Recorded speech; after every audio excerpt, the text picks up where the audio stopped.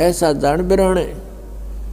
अब जैसे घर का मुखिया है, सास है, उसके अधीन पुत्र वधू है, अब उसके साथ दुर्व्यवहार करेगी तो उसकी आत्मा रोएगी, बोल सकती नहीं। तो वो आत्मा की जो पुकार है वह भगवान के दरबार में डिपॉजिट होती है और उसका प्रतिफल बहुत भयंकर होता है। फिर क्या होता है कि कई जगह ऐसा है कि पुत्र वधू इतनी हैवी है सास पर, उसको तंग करती है, तो उस समय युज्ञान याद रखना चाहिए कि हम इस काल ने ऐसी व्यवस्था में जोड़ रखे हैं, क्योंकि यहाँ व्यवस्था ऐसी है। अब जवान बच्चे का और बूढ़े का कभी भी मेल नहीं मिले, ना मन मिले, ना व्यवहार मिले, ना विचार मिले, और फिर रहना इकट्ठा, सास और बहू ने इकट्ठा रहना और कति विचार नहीं मिलने, यह गारंटीड बात है।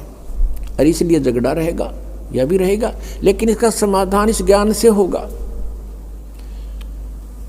देखो, कोई भी घर में हानि करके प्रसन्न नहीं हुआ करता, कोई भी नुकसान करके राजी नहीं, लेकिन हो जाता है।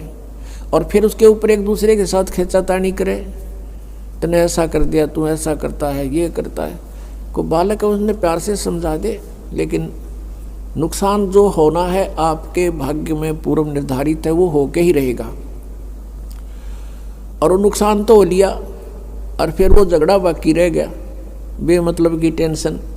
जब आप परमात्मा की शरण में आ जाओगे, ये हानि भी नहीं होगी आपके, सत्कर मान लेना।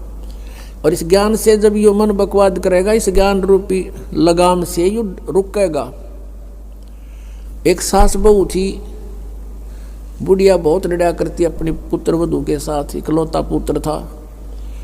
अब बेटा न्यों सोचा करता, भाई माँ की बात नहीं मानी तो माँ की आत्मा दुख पाओगी। वो भी अपनी पत्नी को ही धमकाया करता, गलती होती चाहे ना होती, माँ को प्रसन्न करने के लिए।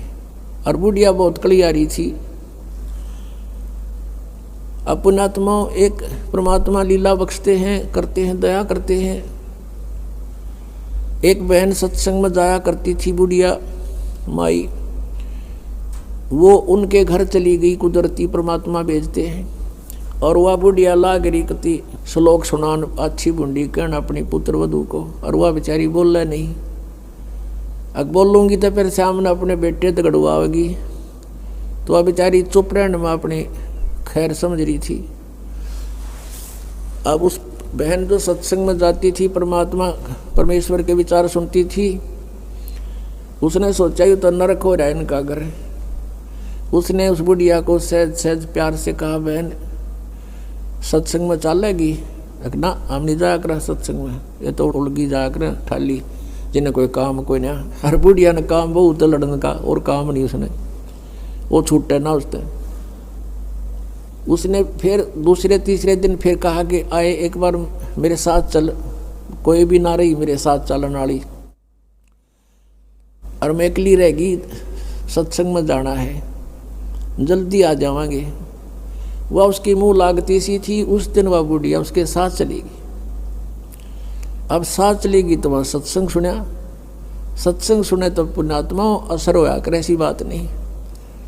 जब तक हम कुएं के मेंढक बने रहेंगे, हम उसी क्रियाओं से लिप्त रहते हैं, वैसे ही विचार हमारे बने रहते हैं, और ज़्यादा ही दुख और बुराइयां हमारे अंदर प्रवेश होती रहती हैं।